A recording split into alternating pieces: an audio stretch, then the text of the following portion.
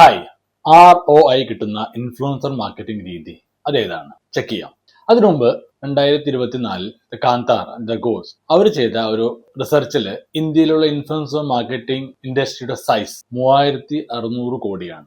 അത് 25% ഗ്രോത്തിലാണ് every year. അതുപോലെ തന്നെ 70% ബ്രാൻഡ്സും ഇൻഫ്ലുവൻസേഴ്സ് യൂസ് ചെയ്യുന്നത് അവരുടെ ട്രസ്റ്റ് ആൻഡ് ക്രെഡിബിലിറ്റി ബിൽഡ് ചെയ്യാനാണ്. End of the day sale ആണെങ്കിലും പ്രൈമറി ഒബ്ജക്റ്റീവ് ഓരോ ബ്രാൻഡ്സും എടുക്കുന്നത് ക്രെഡിബിലിറ്റി ട്രസ്റ്റ് ബിൽഡ് ചെയ്യാനാണ്. അതുപോലെ തന്നെ ഒരു കൺസ്യൂമർ സൈഡ് നോക്കുകയാണെങ്കിൽ 63% കൺസ്യൂമേഴ്സും ഇൻഫ്ലുവൻസറിന്റെ പ്രൊഡക്റ്റ് ഡിസ്കവറി അതിനാണ് ഇൻഫ്ലുവൻസേഴ്സിനെ കാണുന്നത്.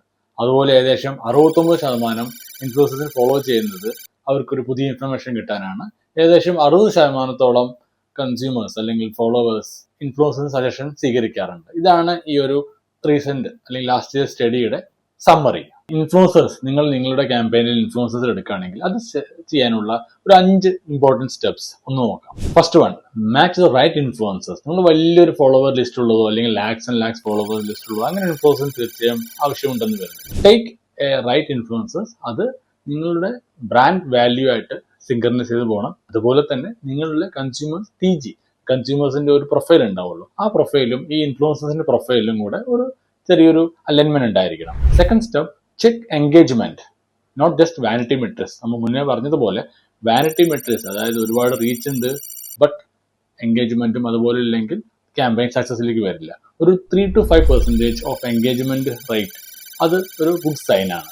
Then prioritise content quality over the script. അതായത് ഇൻഫ്ലുവൻസേഴ്സിന്റെ ഓൺ സ്റ്റൈലിൽ കണ്ടന്റ് ഡെവലപ്പ് ചെയ്യാൻ പറയാം. നമ്മൾ സ്ക്രിപ്റ്റ് ചെയ്ത് കൊടുത്ത് കൂടുതൽ ആർട്ടിഫിഷ്യൽ ആക്കുന്നതിന് പകരം നമുക്ക് ബ്രാൻഡിന് പറയാനുള്ള കീ മെസ്സേജ് കൊടുക്കുക. അത് അവരുടെ ഓൺ സ്റ്റൈലിൽ അത് പ്രസന്റ് ചെയ്യാൻ പോകും. കാരണം അവർക്കൊരു ഇൻഫ്ലുവൻസേഴ്സ് അല്ലെങ്കിൽ കണ്ടന്റ് ക്രിയേറ്റേഴ്സിന് ഒരു പെർട്ടിക്കുലർ സ്റ്റൈലിലായിരിക്കും അവർ ചെയ്യുന്നത്.